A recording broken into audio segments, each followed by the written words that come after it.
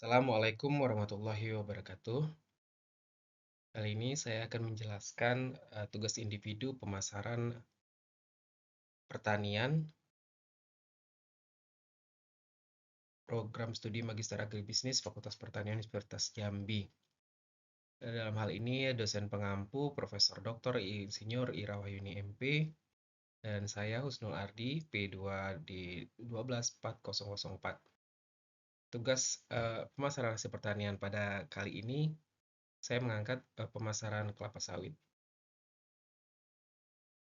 Kelapa sawit asal-usulnya yaitu berasal dari Afrika Barat dan pertama kali dibawa ke Indonesia oleh Belanda pada abad ke-19.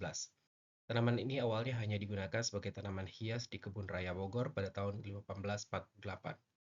Kemudian awal budidaya kelapa sawit, perkebunan kelapa sawit skala komersial pertama kali didirikan pada tahun 1911 di Sumatera Utara oleh perusahaan Belanda Nederlandse Handel Maatschappij (NHM).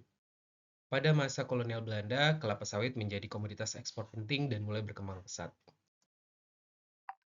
Kembangan kelapa sawit di Indonesia sejak tahun 1990-an mengalami pertumbuhan pesat dalam industri kelapa sawit, dengan dukungan investasi besar dari perusahaan swasta dan kebijakan pemerintah. Indonesia menjadi produsen minyak sawit terbesar di dunia sejak tahun 2006, mengalahkan Malaysia. Perkebunan kelapa sawit berkembang pesat di Sumatera, Kalimantan, dan Sulawesi dengan meningkatnya peran petani kecil. Untuk data update, berdasarkan data terbaru hingga Maret 2025, luas perkebunan kelapa sawit di Indonesia mencapai sekitar 16,38 juta hektar. Angka ini menunjukkan peningkatan dibandingkan tahun-tahun sebelumnya, di mana pada tahun 2023, luas areal perkebunan kelapa sawit tercatat sebesar 15,93 juta hektar.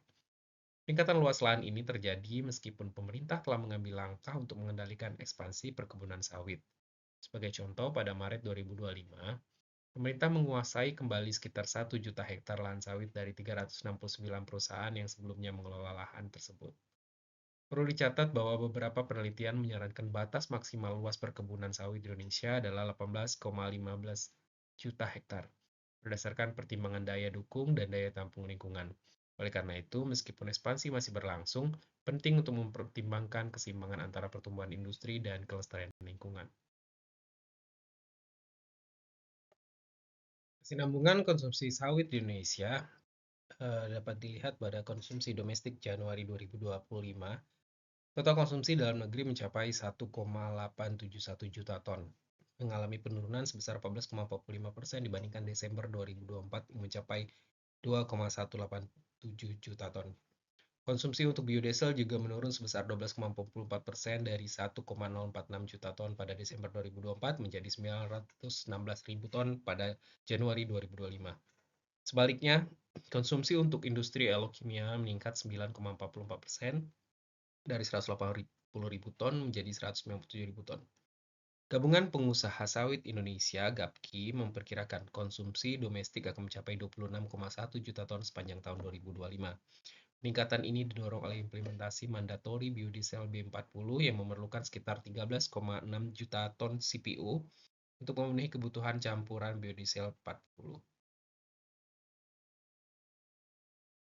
Untuk studi kasus pemasaran kelapa sawit, pada kesempatan ini saya mengambil salah satu jurnal atau tulisan dengan judul analisis saluran pemasaran kelapa sawit di Desa Baku-Baku, Kecamatan Malangke Barat, Kabupaten Luwu Utara, yang ditulis oleh Sumiati, Rusida, dan Idawati. Untuk hasil studi kasus ini yaitu yang pertama adalah saluran pemasaran sederhana, di mana petani menjual tandan buah segar atau TBS hanya kepada pedagang pengumpul, kemudian pedagang pengumpul menyalurkannya langsung ke pabrik kelapa sawit sebagai konsumen akhir. Kemudian pada penelitian ini juga terjadi efisiensi pemasaran. Karena rantai pemasaran yang relatif pendek, petani mendapatkan keuntungan sebesar 72% dari harga jual. Untuk biaya panen yang harus dikeluarkan adalah sebesar Rp200 per kilogram, sementara keuntungan yang diperoleh adalah Rp450 per kilogram. Kemudian yang ketiga, terjadi implikasi dan rekomendasi dari hasil penelitian ini, yaitu meskipun saluran pemasaran sudah efisien, posisi tawar petani masih lemah karena bergantung pada pedagang pengumpul. Diperlukan diversifikasi saluran pemasaran seperti kerjasama langsung dengan pabrik atau koperasi petani untuk meningkatkan daya saing dan stabilitas harga. Kesimpulan dari studi kasus pertama ini yaitu meskipun saluran pemasaran di lokasi penelitian cukup sederhana dan menguntungkan bagi petani, tetapi masih ada peluang untuk meningkatkan kesejahteraan mereka melalui strategi pemasaran yang lebih terorganisir dan lebih inovatif. Kemudian untuk studi kasus kedua, sebagai perbandingan untuk pemasaran kelapa sawit pada kesempatan ini saya mengambil juga judul yaitu Analisis Pemasaran Tandan Buah Segar Kelapa Sawit di Kecamatan Long Ikis, Kabupaten Pasir, yang ditulis oleh Dedi Adahanur. Pada penelitian ini, saya mengambil kesimpulan yaitu satu, terdapat dua macam jenis saluran pemasaran yang berada di lokasi penelitian, yaitu saluran pemasaran nol tingkat dan saluran pemasaran satu tingkat. Untuk saluran pemasaran satu tingkat terdapat dua macam pola, yaitu petani, koperasi, pabrik, dan petani, pedagang pengumpul, dan ke pabrik. Yang kedua, yaitu setiap saluran pemasaran melakukan fungsi-fungsi pemasaran sesuai dengan saluran pemasarannya. Dan kesimpulan ketiga yang saya ambil dari studi kasus pemasaran kelapa sawit ini, untuk harga jual petani pada saluran 0 tingkat merupakan share margin yang tertinggi dibandingkan dengan saluran satu tingkat. Untuk lembaga pemasaran koperasi pedagang pengumpul, untuk saluran 0 tingkat, rata-rata harga jual petani sebesar Rp1.093,82 per kilogram dengan share margin sebesar 97,75%.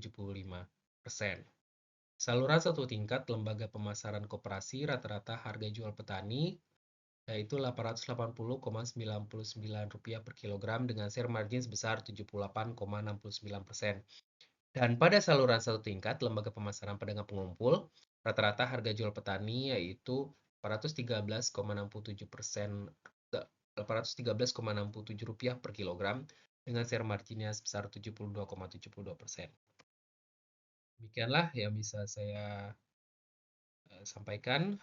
Terima kasih atas perhatiannya. Wassalamualaikum warahmatullahi wabarakatuh.